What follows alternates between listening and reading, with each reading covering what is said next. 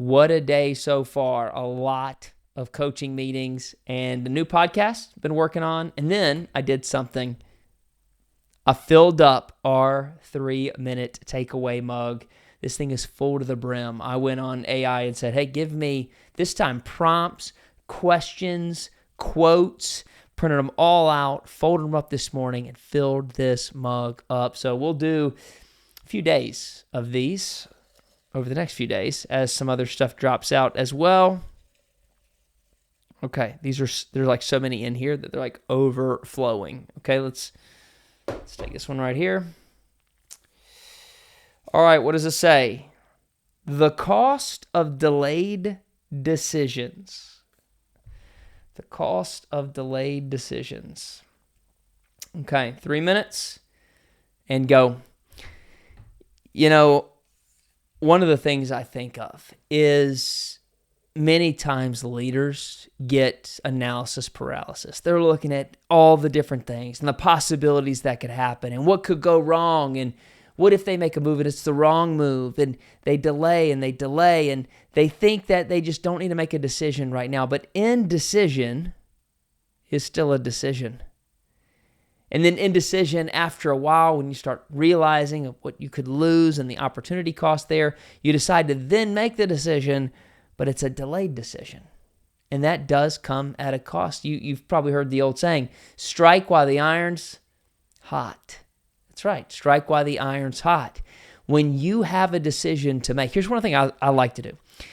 If I've got a big decision to make, and I know that there is cost in delayed decision, I immediately make a T-chart. Do you remember those? Right? You just go ahead and draw your line, make a big, long T-chart, put pros and cons. And then I start writing everything in. Because Thomas Sowell, the economist, says there are no solutions. There's only trade-offs. And so I'm making trade-offs, and I need to say, what's in the pro category? What is this going to do for me and for those around me and for the team? How does this decision impact my life and the lives of others? And then I need to start listing out all the cons. Well, what could go wrong? I think if we walk around with rose-colored glasses and we're only looking at the positive column, we're going to step into things that might not work out for us later. We're going to make decisions in haste.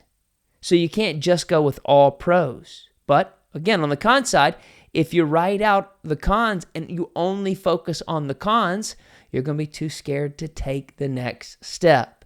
So I write out the pros, I write out the cons, and then I step back and I look and I go, there are way more pros here than there are cons. What's the next step? If I were to take the next step, and that doesn't mean that I'm committing to just dive in headfirst in the decision, but what does the next step look like? If I write it out and the con list is very long and the pro list is very short, it's probably a no-go for me. So I think there is a cost in delayed decisions, but you shouldn't rush into a decision. I got 30 seconds. I want to make 2 more points real quick. The first is, don't ever make a decision when you're in the valley. I was just talking to a leader about this. Don't make decisions when you're in the valley.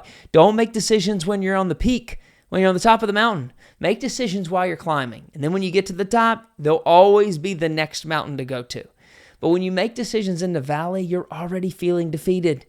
And when you make decisions on the peak, you feel like you're on top of the world. So what you want to do is you want to sit down and you want to use this simple tool, list everything out. Don't do it in your highest highs. Don't do it in your lowest lows. But don't delay the decision. Make a decision to step into it or make a decision that it's not for right now. Hope that helps. That is our 3 minutes today. Our first 3 minutes in the new mug. I'll see you tomorrow.